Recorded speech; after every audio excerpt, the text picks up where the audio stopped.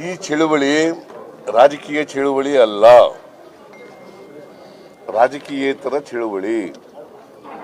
ಇದು ಕರ್ನಾಟಕದ ಹಿತವನ್ನ ಕಾಪಾಡಲಿಕ್ಕೆ, ಕನ್ನಡಿಗರ ಹಿತವನ್ನ ಕಾಪಾಡಲಿಕ್ಕೆ ಮಾಡ್ತಕ್ಕಂಥ ಚಳುವಳಿ. ಯಾಕಂದ್ರೆ ಕೇಂದ್ರ ಸರ್ಕಾರ ನಮಗೆ ತೆರಿಗೆ ಹಂಚಿಕೆಯಲ್ಲಿ ಅನ್ಯಾಯ ಮಾಡಿದೆ. ಹಾಗಾಗಿ ಕಳೆದ 5-6 ವರ್ಷಗಳಲ್ಲಿ ಕರ್ನಾಟಕ 1,87,000 ಕೋಟಿ ರೂಪಾಯಿಗಳನ್ನು, ಸುಮಾರು 1,87,000 ಕೋಟಿ ರೂಪಾಯಿಗಳನ್ನು ಕರ್ನಾಟಕಕ್ಕೆ ನ್ಯಾಯಯುತವಾಗಿ ಬರಬೇಕಾಗಿದ್ದಂಥದ್ದನ್ನು ನಾವು ಕಳ್ಕೊಂಡಿದ್ದೇವೆ. ಅಷ್ಟರ ಮಟ್ಟಿಗೆ ಕರ್ನಾಟಕಕ್ಕೆ ದೊಡ್ಡ ಅನ್ಯಾಯ ಆಗಿದೆ. ಈ ಅನ್ಯಾಯದ ವಿರುದ್ಧ ಈ ಪ್ರತಿಭಟನೆಯನ್ನು ಮಾಡ್ತಾ ಇದ್ದೀವಿ. ಅದಕ್ಕೋಸ್ಕರ ನಾನು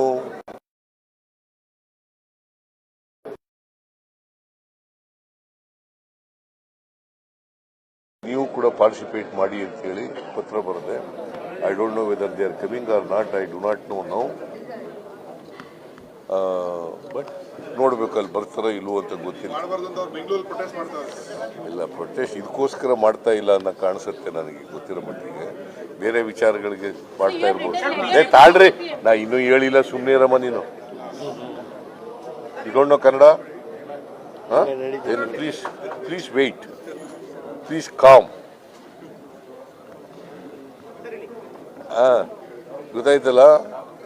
ಸೊ ಅದಕ್ಕೋಸ್ಕರ ಈ ಪ್ರತಿಭಟನೆಯನ್ನು ಹಮ್ಮಿಕೊಂಡಿದ್ದೀವಿ. ಇದು ಒಂದು ಐತಿಹಾಸಿಕವಾದಂಥ ಪ್ರತಿಭಟನೆ. ಯಾಕಂತಂದರೆ ಎಲ್ಲ ಮಂತ್ರಿಗಳು, ಎಲ್ಲ MLAಗಳು, MLCಗಳು ಇದರಲ್ಲಿ ಪಾರ್ಟಿಸಿಪೇಟ್ ಮಾಡ್ತಾರೆ. ಮತ್ತು ಬೇರೆ ಕಾರ್ಯಕರ್ತರು ಕೂಡ ಕೆಲವರೆಲ್ಲ ಬಂದಿದ್ದಾರೆ, ಅವರು ಕೂಡ ಪಾರ್ಟಿಸಿಪೇಟ್ ಮಾಡ್ತಾ ಇದ್ದಾರೆ. ಈಗ ನಮಗೆ 14ನೇ ಫೈನಾನ್ಸ್ ಕಮಿಷನ್ನಲ್ಲಿ ತೆರಿಗೆ ಪಾಲು, ನಮ್ಮ ಪಾಲು 4.71% ಬಂದಿತ್ತು. ಎಷ್ಟು? 4.71% ಬಂದಿತ್ತು. 15ನೇ ಫೈನಾನ್ಸ್ ಕಮಿಷನ್ನಲ್ಲಿ ಅದು 3.64%ಗೆ ಇಳಿದೋಯ್ತು. ಇದರಿಂದ ಸುಮಾರು 40ರಿಂದ 45% ನಮಗೆ ಟ್ಯಾಕ್ಸ್ ಬರೋದನ್ನು ಕಳ್ಕೊಂಡ ನಾವು. ಸೊ ಒಟ್ಟಾರೆಯಾಗಿ 14 ಫೈನಾನ್ಸ್ ಕಮಿಷನ್ ಅಷ್ಟೇ ನಮಗೆ ಕೊಟ್ಟಿದ್ದರೆ, 15 ಫೈನಾನ್ಸ್ ಕಮಿಷನ್ನಲ್ಲೂ ಕೂಡ 14 ಫೈನಾನ್ಸ್ ಕಮಿಷನ್ ಮಾಡಿದಂಥ ಮಾನದಂಡಗಳನ್ನೇ ಅನುಸರಿಸಿದರೆ ನಮಗೆ 62,098 ಕೋಟಿ ಹೇಳ್ತಾರೆ. ನಾನು ಕೇಳ್ತೀನಿ, 2018-19ರಲ್ಲಿ ಬಜೆಟ್ ಸೈಜು ಕೇಂದ್ರ ಸರ್ಕಾರದ್ದು, I repeat, the size of the budget of Government of India is 24,42,000 crores. ಎಷ್ಟು? 24,42,000. ಇನ್ನು ಚಿಲ್ಲರೆ ಇದೆ, ನಾನು ಚಿಲ್ಲರೆ ಹೇಳಕ್ಕೆ ಹೋಗಲ್ಲ. 24,42,000 ಕೋಟಿ. 23-24ರಲ್ಲಿ ಎಷ್ಟು ಬಜೆಟ್ ಗಾತ್ರ ಕೇಂದ್ರ ಸರ್ಕಾರದ್ದು? 45 ಲಕ್ಷ ಕೋಟಿ. ಆಗ್ಲೇ 51,000 ಕೋಟಿ ಬರ್ತಿತ್ತು ನಮಗೆ. ಈಗ 5 ವರ್ಷದ ನಂತರ 50,250. Is it not an injustice? Is it not an injustice? 2018-19ರಲ್ಲಿ ಬಜೆಟ್ ಗಾತ್ರ 24,42,000 ರೂಪಾಯಿ ಇದ್ದಾಗ 51,000 ಕೋಟಿ ಬರ್ತಿತ್ತು ರಾಜ್ಯಕ್ಕೆ, ನಮ್ಮ ಪಾಲು. ಈಗ 5 ವರ್ಷದ ನಂತರನೂ ಕೂಡ ಬಜೆಟ್ ಗಾತ್ರ 45 ಲಕ್ಷ ಕೋಟಿ ಆಗಿದ್ರು ಕೂಡ ಈಗ 50,257 ಕೋಟಿ ರೂಪಾಯಿ. Please underline. ಯಾಕಂತಂದ್ರೆ ಈ ಬಜೆಟ್ ಗಾತ್ರ ಹೇಳೋದೇ ಇಲ್ಲ ಬಿಜೆಪಿಯವರು. ತೆರಿಗೆ ಹೆಚ್ಚಾಯ್ತು ಅಂತ ಹೇಳ್ತಾರೆ. ಅಲ್ಲ, ಬಜೆಟ್ ಗಾತ್ರ ಹೆಚ್ಚಾಗಿದ್ಮೇಲೆ ಅಂದಮೇಲೆ ಆಲ್ಮೋಸ್ಟ್ ಡಬಲ್ ಆಯ್ತಲ್ಲ ಬಜೆಟ್ ಗಾತ್ರ. ನಮಗೆ ತೆರಿಗೆನೂ ಕೂಡ ಕರ್ನಾಟಕಕ್ಕೆ ಬರ್ತಕ್ಕಂಥದ್ದು 1 ಲಕ್ಷ ಕೋಟಿ ಬರಬೇಕಲ್ಲ, ಆಲ್ಮೋಸ್ಟ್ 1 ಲಕ್ಷ ಕೋಟಿ ಬರಬೇಕಲ್ಲ. It is not so. That is why it is an injustice to Karnataka. I hope that you have followed me. ಆಮೇಲೆ ಏನೋ ತಪ್ಪೆಲ್ಲ ಬರೆಯಕ್ಕೆ ಹೋಗ್ಬಿಡಿ, ಏನು ತೋರ್ಸಕ್ಕೆ ಹೋಗ್ಬಿಡಿ. ತಾಳಪ್ಪ, 1 ಸೆಕೆಂಡು ಇಲ್ಲ, 2 ಸೆಕೆಂಡು ಇಲ್ಲ. ಏನು ಆಮೇಲೆ ಪ್ರಶ್ನೆ ಇಲ್ಲ ಕೇಳೋದು, ಬರ್ಕೋ ನೀನು. ಆಮೇಲೆ ಪ್ರಶ್ನೆ ಕೇಳಬೇಕಾಗಿರೋದು.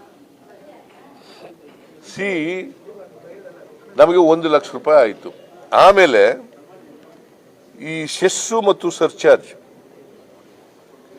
2014-15 ಸೆಸ್ ಎಷ್ಟಿತ್ತಪ್ಪ ಅಂತಂದ್ರೆ, ಮನಮೋಹನ್ ಸಿಂಗ್ ಅವ್ರ ಕಾಲದಲ್ಲಿ ಸೆಸ್ಸು ಅಡಿಷನಲ್ ಸೆಸ್ಸು ಮತ್ತು ಸರ್ಚಾರ್ಜು 1,40,40,000 ಕೋಟಿ ಇತ್ತು. 1,42,000 ಕೋಟಿ. ಈ ವರ್ಷ 23-24ರಲ್ಲಿ ಒಂದೇ ವರ್ಷದಲ್ಲಿ ಕೇಂದ್ರ ಸರ್ಕಾರ ಇಡೀ ದೇಶದಲ್ಲಿ, ಕರ್ನಾಟಕ ಒಂದೇ ಅಂತ ಹೇಳಲ್ಲ, ಇಡೀ ದೇಶದಲ್ಲಿ, ನಾನು ಮೊದಲು ಹೇಳಿದ್ದು ಇಡೀ ದೇಶದಲ್ಲಿ 5,52,000 ಕೋಟಿ ವಸೂಲು ಮಾಡ್ತಾರೆ. 5,52,000 ಕೋಟಿ ಅವರಿಗೆ ಸೆಸ್ಸು ಮತ್ತು ಸರ್ಚಾರ್ಜ್ನಲ್ಲಿ ಬರ್ತದೆ. ಅದರಲ್ಲಿ ಪಾಲಿಲ್ಲ. It is not a divisible ಪೂಲ್ನಲ್ಲಿ ಬರಲ್ಲ ಅದು. ಸೆಸ್ಸು ಮತ್ತು ಸೇಲ್ ಟ್ಯಾಕ್ಸ್, ಸರ್ಚಾರ್ಜು ಅದು ಡಿವಿಸಿಬಲ್ ಪೂಲ್ನಲ್ಲಿ ಬರಲ್ಲ. ಅದರಲ್ಲಿ ನಮಗೆ ಸ್ಟೇಟ್ಗಳಿಗೆ ಸೇರಿಲ್ಲ. ಅದಷ್ಟೂ ದುಡ್ಡು ಕೇಂದ್ರ ಸರ್ಕಾರಕ್ಕೆ ಉಳ್ಕುತ್ತದೆ. 5,52,000 ಕೋಟಿ ಕೇಂದ್ರ ಸರ್ಕಾರಕ್ಕೆ ಉಳ್ಕುತ್ತದೆ. ನಾವು ಅದರಲ್ಲೂ ಶೇರ್ ಕೊಡ್ರಪ್ಪ. ಒಂದು ವೇಳೆ ಅದರಲ್ಲಿ ಶೇರ್ ಕೊಟ್ಟಿದ್ರೆ ನಮಗೆ 55,000 ಕೋಟಿ ರೂಪಾಯಿ ಬರ್ತಿತ್ತು. 55,000 ಕೋಟಿ ರೂಪಾಯಿ ಬರ್ತಾ ಇತ್ತು. Is it not an injustice? ಹೇಳಿ ನೋಡೋಣ. ಇದ್ರ ವಿರುದ್ಧ ಪ್ರತಿಭಟನೆ ನಮ್ದು. ನೀವು ಇದು ಮಾಡ್ತಾ ಇಲ್ಲ ತಾಳಿ. ಆಮೇಲೆ ನಾವು ಈ ಬರಗಾಲ ಇದೆ ಕರ್ನಾಟಕದಲ್ಲಿ. ಬರಗಾಲ ಇದ್ದಾಗ ನಾವು ಯಾವಾಗ ಸೆಪ್ಟೆಂಬರ್ ತಿಂಗಳಲ್ಲಿ ಮೆಮೊರಾಂಡಮ್ ಕೊಟ್ಟವು. 2023 ಸೆಪ್ಟೆಂಬರ್ ತಿಂಗಳಲ್ಲಿ ಮಗ ಕೊಟ್ಟು, ಈಗ ಫೆಬ್ರವರಿ 2024, ಸುಮಾರು 5 ತಿಂಗಳಾಯ್ತಾ ಬಂತು. ಆಯ್ತಲ್ಲ. ಇವತ್ತಿನವರೆಗೆ ಕೇಂದ್ರ ಸರ್ಕಾರ ಸೆಂಟ್ರಲ್ ಟೀಮ್ ಬಂತು. ಅವರು ಇವೆಲ್ಲ ವಿಸಿಟ್ ಮಾಡಿ ಇನ್ಸ್ಪೆಕ್ಟ್ ಮಾಡಿ ವರದಿ ಕೊಟ್ಟರು. ಇವತ್ತಿನವರೆಗೆ ಕೇಂದ್ರ ಸರ್ಕಾರದವರು ಒಂದು ಮೀಟಿಂಗು ಮಾಡಿಲ್ಲ, ನಮಗೆ ಪರಿಹಾರನೂ ಕೂಡ ಕೊಟ್ಟಿಲ್ಲ. ನಮ್ಮ ಮಿನಿಸ್ಟ್ರಿಗಳು ಹೋಗಿ ಭೇಟಿ ಮಾಡಿದ್ರು. ಕೃಷ್ಣ ಬೈರೇಗೌಡ, ಪ್ರಿಯಾಂಕ್ ಖರ್ಗೆ ಹೋಗಿ ಭೇಟಿ ಮಾಡಿದ್ರು. ಇವನು ಚಲುವರಾಯಸ್ವಾಮಿ ಎಲ್ಲ ಹೋಗಿ ಭೇಟಿ ಮಾಡಿದ್ರು. ಆಮೇಲೆ ನಾನೇ ಸ್ವತಃ ಪ್ರೈಮ್ ಮಿನಿಸ್ಟರ್ನ ಭೇಟಿ ಮಾಡಿದೆ ಡಿಸೆಂಬರ್ ತಿಂಗಳಲ್ಲಿ. ಆಮೇಲೆ ಅಮಿತ್ ಶಾ ಅವ್ರನ್ನ ಭೇಟಿ ಮಾಡಿದೆ. 20ನೇ ತಾರೀಕು ಡಿಸೆಂಬರ್ 20ನೇ ತಾರೀಕು ನಾನು ಭೇಟಿ ಮಾಡಿದೆ. ಅಮಿತ್ ಶಾ ಅವರು ಹೇಳಿದ್ರು 20ನೇ ತಾರೀಕು ನಾನು ಭೇಟಿ ಮಾಡಿದಾಗ 23ಕ್ಕೆ ಮೀಟಿಂಗ್ ಕರೆದಿದ್ದೀನಿ, ನಾವು ವಿಲ್ ಟೇಕ್ ಎ ಡಿಸಿಷನ್ ಅಂತ ಹೇಳಿದ್ರು. ಒಂದು ಸಾರಿ ಡೇಟು ಕರೆದ್ರು, ಡೇಟು ಬದಲಾಯಿಸಿ ಮುಂದಕ್ಕೆ ಹಾಕ್ಬಿಟ್ರು. ಇವತ್ತಿನವರೆಗೆ 1 ರೂಪಾಯಿ ಕೊಟ್ಟಿಲ್ಲ. ಸುಮಾರು 5 ತಿಂಗಳಾಯಿತು ಬಂತು. ಬರಗಾಲ ಇದೆ. 236 ತಾಲೂಕುಗಳಲ್ಲಿ 223 ತಾಲೂಕುಗಳನ್ನು ಬರಗಾಲ ಅಂತ ಘೋಷಣೆ ಮಾಡಿದ್ದೀವಿ. ಇಷ್ಟು ದೊಡ್ಡ ಭೀಕರವಾದಂಥ ಬರಗಾಲ ಯಾವ ಕಾಲದಲ್ಲೂ ಕೂಡ ಬಂದಿರಲಿಲ್ಲ. ಸೊ ನಾವು ಸುಮಾರು 33,000 ಕೋಟಿಯಿಂದ 35,000 ಕೋಟಿ ರೂಪಾಯಿ ನಷ್ಟ ಆಗಿದೆ, ಬೆಳೆ ನಷ್ಟ. ಅದಕ್ಕೆ ನಾವು ನಾರಮ್ಸ್ ಪ್ರಕಾರ 17,901 ಕೋಟಿ ಕೇಳಿದ್ದೀವಿ. 17,901 ಕೋಟಿ ಕೇಳಿದ್ದೀವಿ. ಇವತ್ತಿನವರೆಗೆ ಒಂದು ಬಿಡುಗಾಸು ಕೂಡ ಬಿಡುಗಡೆ ಆಗಿಲ್ಲ. Is it not an injustice to Karnataka? ಆಮೇಲೆ ಮನ್ರೇಗಾದಲ್ಲಿ ನಾವು ಬರಗಾಲ ಅಂತ ಡಿಕ್ಲೇರ್ ಮಾಡಿದ್ಮೇಲೆ it's a mandatory on the part of the government of India. ಮನ್ರೇಗಾದಲ್ಲಿ 100 ದಿನ ಕೊಡ್ತೀವಿ ನಾವು ಕೆಲಸ, ಅದು 150 ದಿನ ಕೊಡಬೇಕು. ಇವತ್ತಿನವ್ರಿಗೆ ಅದು ಅನೇಕ ಸಾರಿ ಮನವಿ ಮಾಡಿದ್ರು ಕೂಡ, ಪತ್ರ ಬರೆದ್ರು ಕೂಡ ಇವತ್ತಿನವರೆಗೆ ಅದನ್ನು 150 ದಿನ ಮಾಡಿಲ್ಲ. ಕೇಂದ್ರ ಸರ್ಕಾರನೇ ಮಾಡಬೇಕು. Because MNREGA is a program of government of India. Matter of fact ಈ ಪ್ರೋಗ್ರಾಮ್ ಆದದ್ದು ಮನಮೋಹನ್ ಸಿಂಗ್ ಅವ್ರ ಕಾಲದಲ್ಲಿ, ಉದ್ಯೋಗ ಕೊಡಬೇಕು ಅಂತ ಆದದ್ದು ಮನಮೋಹನ್ ಸಿಂಗ್ ಅವ್ರ ಕಾಲದಲ್ಲಿ. ಇವತ್ತಿನವರೆಗೆ ಮಾಡಿಲ್ಲ. ಆಯಿತಾ. ಆಮೇಲೆ ಇರಿಗೇಷನ್ ಪ್ರಾಜೆಕ್ಟ್ಸ್ಗಳು ಅಪ್ಪರ್ ಭದ್ರಾಕ್ಕೆ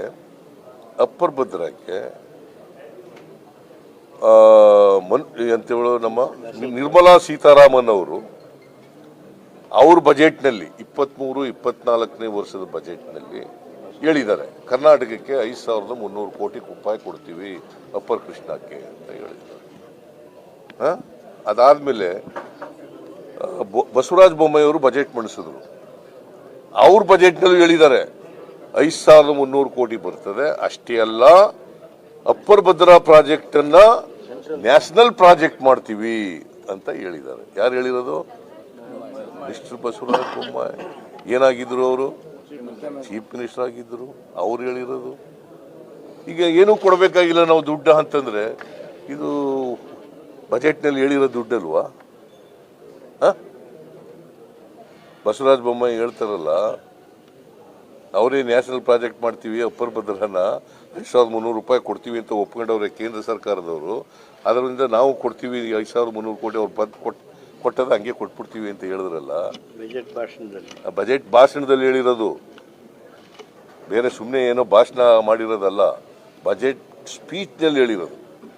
ಅದು ಕೊಡ್ಲಿಲ್ಲ, ಇವತ್ತಿನವರೆಗೆ ಕೊಟ್ಟಿಲ್ಲ. ಈಗಾಗಲೇ ಫೆಬ್ರವರಿ ತಿಂಗಳಲ್ಲಿದ್ದೀವಿ, ಈ ವರ್ಷ ಮುಗೀತಾ ಬಂದಿದೆ. ಇವತ್ತಿನವರೆಗೂ 1 ರೂಪಾಯಿ ಕೊಟ್ಟಿಲ್ಲ, 1 ರೂಪಾಯಿನೂ ಕೊಡಬೇಕಾಗಿಲ್ಲ ಅಂತ ಹೇಳ್ತಾರೆ. ಆಯ್ತು, ಇದು ಒಂದಾಯ್ತಾ. ಮಹದಾಯಿ ಯೋಜನೆ ಇವತ್ತಿನವರೆಗೆ ಎನ್ವೈರನ್ಮೆಂಟಲ್ ಕ್ಲಿಯರೆನ್ಸ್ ಯಾರು ಕೊಡಬೇಕಾಗಿರೋರು? ಏನಪ್ಪ, ಗೌರ್ಮೆಂಟ್ ಆಫ್ ಇಂಡಿಯಾ. ಇವತ್ತಿನವರೆಗೆ ಎನ್ವೈರನ್ಮೆಂಟಲ್ ಕ್ಲಿಯರೆನ್ಸ್ ಕೊಡಲಿಲ್ಲ. ಅಪ್ಪರ್ ಕೃಷ್ಣ ಇವತ್ತಿನವರೆಗೆ ಗೆಜೆಟ್ ನೋಟಿಫಿಕೇಶನ್ ಮಾಡಲಿಲ್ಲ. ಮೇಕೆದಾಟು ಇವತ್ತಿನವರೆಗೆ ಪರ್ಮಿಷನ್ ಕೊಡಲಿಲ್ಲ. ಇವೆಲ್ಲ ಇಂಜಸ್ಟಿಸ್ ಅಲ್ಲೋ ಕರ್ನಾಟಕಕ್ಕೆ. ಆಮೇಲೆ ಸ್ಪೆಷಲ್ ಈಗ 4.71% ಕೊಡಬೇಕಾಗಿತ್ತಲ್ಲ, 3.64 ಇಳಿಸಿದ್ರಿಂದ ಅವ್ರಿಗೆ ಗೊತ್ತಾದ ಮೇಲೆ ಸ್ಪೆಷಲ್ ಗ್ರಾಂಟ್ಸ್ ಕೊಡಿ ಅಂತೇಳಿ 5,495 ಕೋಟಿ ಕೊಡಬೇಕು ಅಂತೇಳಿ 15th ಫೈನಾನ್ಸ್ ಕಮಿಷನ್ ಅವರು ರೆಕಮೆಂಡ್ ಮಾಡಿದ್ದಾರೆ. 5,495 ಕೋಟಿ. ಅದಲ್ಲದೆ 15th ಫೈನಾನ್ಸ್ ಕಮಿಷನ್ ರಿಪೋರ್ಟ್ನಲ್ಲಿ 3,000 ಕೋಟಿ ಫೆರಿಫೆರಲ್ ರಿಂಗ್ ರೋಡ್ಗೆ, 3,000 ಕೋಟಿ ವಾಟರ್ ಬಾಡೀಸ್ ಡೆವಲಪ್ಮೆಂಟ್ಗೆ, 6,000 ಕೋಟಿ ಕೊಟ್ಟಿದ್ದಾರೆ.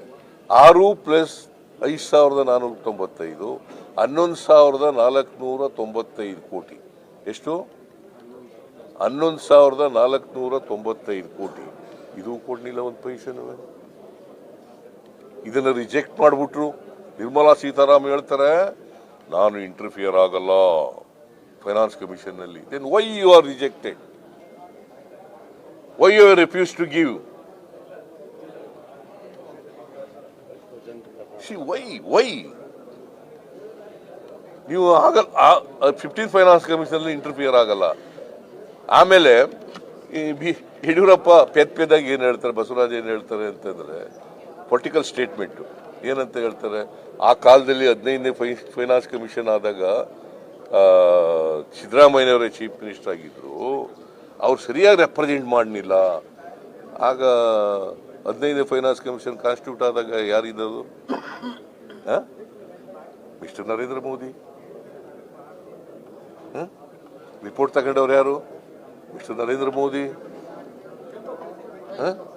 ನಾವು ಸಮರ್ಥವಾಗಿ ವಾದ ಮಾಡಿಸಿದ್ದೀವಿ, ಆದರೂ ಅವರು ಕಾನ್ಸ್ಟಿಟ್ಯೂಟ್ ಮಾಡೋರು ಯಾರು? ಕೇಂದ್ರ ಸರ್ಕಾರ. ಯಾರ ಮಾತು ಕೇಳ್ತಾರೆ? ನಮ್ಮ ಮಾತು ಕೇಳ್ತಾರ, ಅವ್ರ ಮಾತು ಕೇಳ್ತಾರೆ? ಇಷ್ಟು ಅರ್ಥ ಆಗಲ್ಲ ಇವರಿಗೆ. ಬಿಜೆಪಿ ಬಸವರಾಜ ಬೊಮ್ಮಾಯಿಗೆ, ಯಡಿಯೂರಪ್ಪನಿಗೆ ಮುಖ್ಯಮಂತ್ರಿ ಆಗಿದ್ದವರು. ಸೊ ಇವರೆಲ್ಲ ಏನು ಹೇಳ್ತಾರೆ, ಇವೆಲ್ಲ ಕೂಡ ಜನರನ್ನ ದಾರಿ ತಪ್ಪಿಸ್ಲಿಕ್ಕೆ ಹೇಳ್ತಾ ಇರ್ತಕ್ಕಂಥದ್ದು. ರಾಜ್ಯ ಸರ್ಕಾರಕ್ಕೆ ಅನ್ಯಾಯ ಆಗ್ತಾ ಇದೆ, ಕರ್ನಾಟಕ ರಾಜ್ಯಕ್ಕೆ ಅನ್ಯಾಯ ಆಗ್ತಾ ಇದೆ. 25 ಜನ MP ಗಳು ಗೆಲ್ಸ್ಕೊಟ್ರು ಹೋದ್ ಸಾರಿ. ಒಂದಿನ ಬಾಯಿ ಬಿಟ್ಟಿದ್ದಾರೆ ಇವರು. ಒಂದು ದಿನ ಯಡಿಯೂರಪ್ಪ ಆಗಲಿ ಬಸವರಾಜ ಬೊಮ್ಮಾಯಿ ಆಗಲಿ ರಾಜ್ಯ ಸರ್ಕಾರಕ್ಕೆ ಈ ತರ ಶಿಫಾರಸು ಮಾಡಿದ್ದಾರೆ 15ನೇ ಫೈನಾನ್ಸ್ ಕಮಿಷನ್ ಕೊಡ್ರಿ ಅಂತ ಹೋಗಿ ಕೇಳಿದಾರ? 25 ಜನ MP ಗಳು ಕೇಳಿದಾರ? Is it not an injustice to Karnataka? So ಇವುಗಳೆಲ್ಲರ ವಿರುದ್ಧ ನಾವು ಇವತ್ತು ಪ್ರತಿಭಟನೆಯನ್ನ ಹಮ್ಮಿಕೊಂಡಿದ್ದೀವಿ. ಇಷ್ಟು ಡೀಪ್ ಆಗಿ ಸ್ಟಡಿ ಮಾಡಿ ನಂಬರ್ಸ್ ಕೊಡ್ತಿದ್ದೀರಾ, ಮತ್ತೆ ಡೆವಲ್ಯೂಷನ್ ಆಫ್ ಟ್ಯಾಕ್ಸ್ ಅಲ್ಲಿ ನಮಗೆ ಅನ್ಯಾಯ ಆದ್ರೆ ಆ ದುಡ್ಡು ಎಲ್ಲಿ ಹೋಗ್ತಾ ಇದೆ? ಎಲ್ಲಿ ಅವ್ರು ಇಟ್ಕೋತಾರೆ, ಕೇಂದ್ರ ರಾಜ್ಯ ಉತ್ತರ ರಾಜ್ಯಗಳಿಗೆಲ್ಲ ಕೊಡ್ತಾರೆ. ಈಗ ಫಾರ್ ಎಕ್ಸಾಂಪಲ್ ನಾವು 50,257 ಕೋಟಿ ನಮಗೆ ಬಂದ್ರೆ ಉತ್ತರ ಪ್ರದೇಶಕ್ಕೆ 2,80,000 ಕೋಟಿ ಅವ್ರಿಗೆ ಹೋಗುತ್ತೆ. ಬಿಹಾರ್ಗೆ ಹೋಗುತ್ತೆ 1,00,000 ಚಿಲ್ಲರೆ ಕೋಟಿ, ಮಧ್ಯಪ್ರದೇಶಕ್ಕೆ ಹೋಗುತ್ತೆ, ರಾಜಸ್ಥಾನಕ್ಕೆ ಹೋಗುತ್ತೆ. ಯಾಕಂತಂದ್ರೆ ಇವ್ಯಾರು ಕೂಡ ಜನ ನಿಯಂತ್ರಣ ಮಾಡಲಿಲ್ಲ, ಎಂಥದ್ದು ಪಾಪ್ಯುಲೇಷನ್ ಕಂಟ್ರೋಲ್ ಮಾಡಕ್ಕೆ ಹೋಗ್ಲಿಲ್ಲ.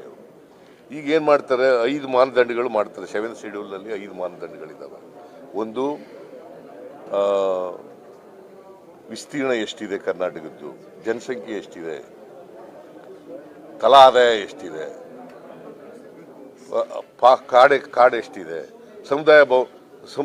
ಸಮುದಾಯದ ಅಭಿವೃದ್ಧಿ ಹೆಂಗಾಗಿದೆ, ರಾಜ್ಯದ ಅಭಿವೃದ್ಧಿ ಹೆಂಗಾಗಿದೆ, ಈ ಎಲ್ಲ ಮಾನದಂಡಗಳು ಇಟ್ಟುಕೊಂಡು 7th ಶೆಡ್ಯೂಲ್. ಬಟ್ 71 ಜನಗಣತಿ ಪ್ರಕಾರ ಮಾಡಿದ್ರೆ ಈ ಅನ್ಯಾಯ ಆಯ್ತದೆ. ಇವ್ರೇನು ಮಾಡ್ತಾರೆ, 15ನೇ ಹಣಕಾಸಿನ ಆಯೋಗದಲ್ಲಿ 2011ನೇ ಜನಗಣತಿಯನ್ನ ಗಣನೆ ತಗೊಂಡು ಮಾಡ್ತಾರೆ. ಸೊ ಹಂಗಾಗಿ ಇವೆಲ್ಲ ಒಬ್ರು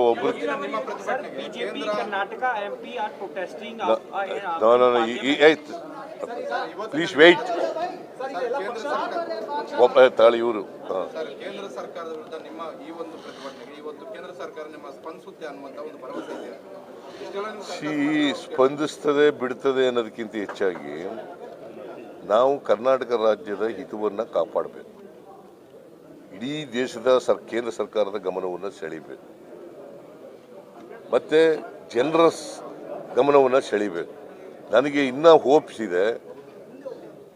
16ನೇ ಹಣಕಾಸಿನ ಆಯೋಗ ಈಗಾಗಲೇ ಕಾನ್ಸ್ಟಿಟ್ಯೂಟ್ ಆಗಿ ಈಗ ಮೆಂಬರ್ಗಳು ಆಗಿದ್ದಾರೆ. ಅವರು ಬರಬೇಕು, ಇನ್ನು ಕರ್ನಾಟಕಕ್ಕೆ ಬರಬೇಕು, ಅದಿರಲಿ. ಬಟ್ ಈ ಅನ್ಯಾಯ ಮುಂದುವರಿಬಾರದಲ್ಲ, ಅನ್ಯಾಯ ಸರಿಪಡಿಸ್ತಕ್ಕಂಥ ಕೆಲಸ ಮಾಡಬೇಕಲ್ಲ ಕೇಂದ್ರ ಸರ್ಕಾರ. ಅದರಿಂದ ನನಗೆ ವಿಶ್ವಾಸ ಇದೆ. ನಾನು ವಿಶ್ವಾಸ ಕಳ್ಕೊಂಡಿರೋವನ್ನಲ್ಲ. ಸರ್, ಈಗ ಪಕ್ಷಾತೀತವಾಗಿ ಹೋರಾಟ ಅಂತ ಹೇಳಿರುವಂತದ್ದು ಎಲ್ಲ ಸಂಸದರು ಪತ್ರ ಬರೆದಿದ್ದಾರೆ, ಅವ್ರು ಬರಲ್ಲ ಅಂತ ಹೇಳಿದ್ರು. ಒಂದು ಎರಡನೇದು ಶ್ವೇತಪತ್ರ ಹೊರಡಿಸಬೇಕಂತ ಆಗ್ರಹ. ಸರ್, ಶ್ವೇತಪತ್ರ ಹೊರಡಿಸೋಂತ ಚಿಂತನೆ ಮಾಡ್ತಾರೆ? ಶ್ವೇತಪತ್ರನೂ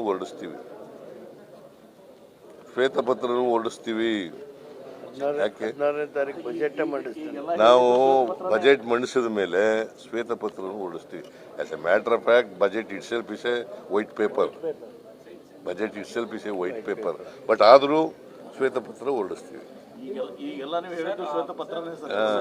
ಇಷ್ಟೋ ಗಂಟೆ ಹೇಳಿದ್ದೇನು ಮತ್ತೆ?